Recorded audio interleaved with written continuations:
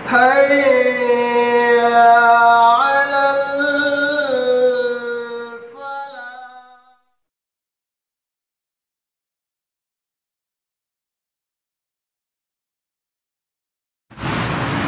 على الحمد لله رب العالمين والصلاة والسلام على سيد المرسلين وعلى آله وصحبه أجمعين أما بعد وعن أبي هريرة رضي الله تعالى عنه قال قال رسول الله صلى الله عليه وسلم ثلاث دعوات مستجابات لا شك فيهن دعوة الوالد ودعوة المسافر ودعوة المظلوم رواه الترمذي وأبو داود وابن ماجه۔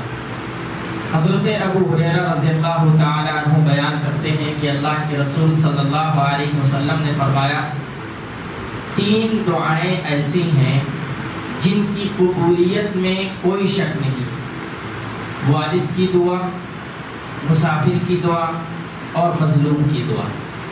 اس حدیث کو حضرت ابو ہریرہ رضی اللہ تعالی عنہ نے بیان فرمایا ہے اور یہ حدیث ترمذی، ابو داؤد اور ابن ماجہ تینوں کتابوں میں موجود ہے۔ جیسا کہ دروس میں دعا کے تعلق سے باتیں ہو رہی تھیں کہ ایک آدمی کو اللہ رب العالمین سے دعا کرنی چاہیے۔ اب اللہ کے نبی صلی اللہ علیہ وسلم اس حدیث کے اندر 3 قسم کی دعائیں ایسی ہیں جن کے بارے میں اللہ کے نبی صلی اللہ علیہ وسلم نے کہا کہ ضرور قبول ہوں گی۔ اس میں کوئی شک نہیں ہے کہ اگر دعا کی جائے تو اللہ رب العالمین ضرور قبول کرے گا۔ ایک دعا ہو کہ والد اپنے اولاد کے لیے دعا کرے، ایک باپ اگر اپنے بچے کے لیے دعا کرتا ہے تو اللہ رب العالمین اس کی دعا کو ضرور قبول فرماتا ہے۔ اسی طریقے سے اگر کوئی آدمی سفر میں ہے، مسافر آدمی ہے، سفر کر رہا ہے، کہیں جا رہا ہے، اگر وہ اپنے حق میں یا کسی کے حق میں دعا کرے تو اللہ رب العالمین اس کو ضرور قبول فرماتا ہے۔ اسی طریقے سے مظلوم آدمی جس کے اوپر ظلم کیا گیا ہو، ستایا گیا ہو، مارا گیا ہو، اس کے اوپر ظلم کیا، اگر وہ اللہ رب العالمین سے دعا کرتا ہے تو اس کی دعا کو اللہ رب العالمین ضرور قبول فرماتا ہے۔ یہ 3 قسم کی دعائیں ہیں۔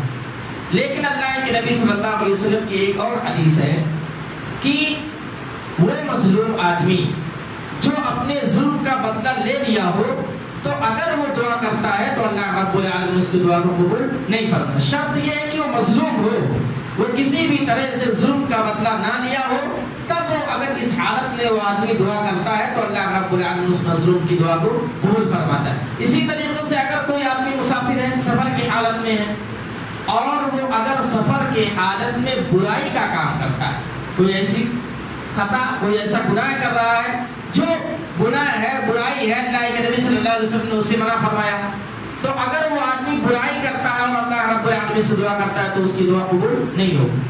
شرط یہ ہے کہ برائی سے باز رہے، سفر کی حالت میں وہ کوئی برائی نہ کرے، کوئی گناہ کا کام نہ کرے، کوئی خطا نہ کرے تو اللہ رب العالمین اس کی دعا کو قبول فرمائے۔ اسی طریقے سے وہ والد، وہ باپ جو نیک اور صالح ہو، اگر نیک نہیں ہے، صالح نہیں ہے، اس کے اعمال صحیح نہیں ہے تو اس کی دعا قابل قبول نہیں ہے۔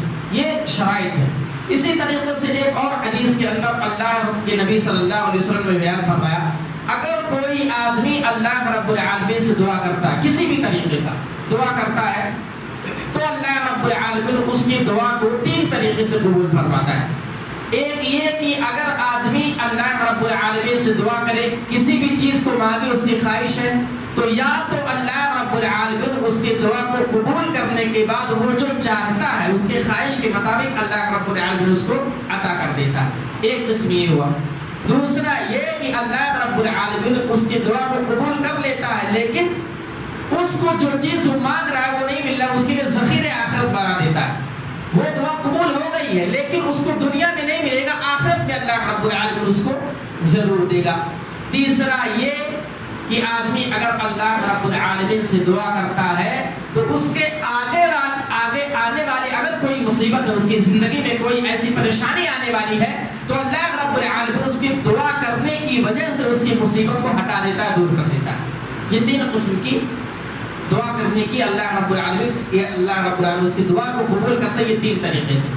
جب یہ حدیث اللہ کے نبی صلی اللہ علیہ وسلم نے صحابہ کرام کو بتلائی یہ باتیں.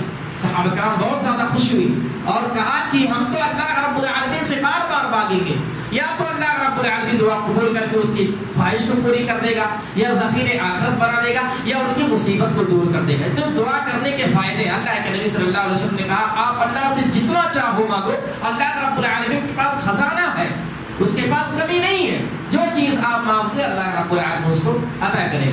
اس لیے ہم اور آپ کو دعا کثرت سے کرنی چاہیے, یا تو اللہ رب العالمین اس کو قبول کر کے وہ جو چیز آپ مانگ رہے وہ مل جائے گا, یا ذخیرے آخرت بن جائے گا, آخرت میں اللہ رب العالمین اس کا بدلہ دے گا, یا ہماری زندگی میں اگر کوئی مصیبت آنے والی ہے تو اللہ رب العالمین اس کو ٹال دے گا.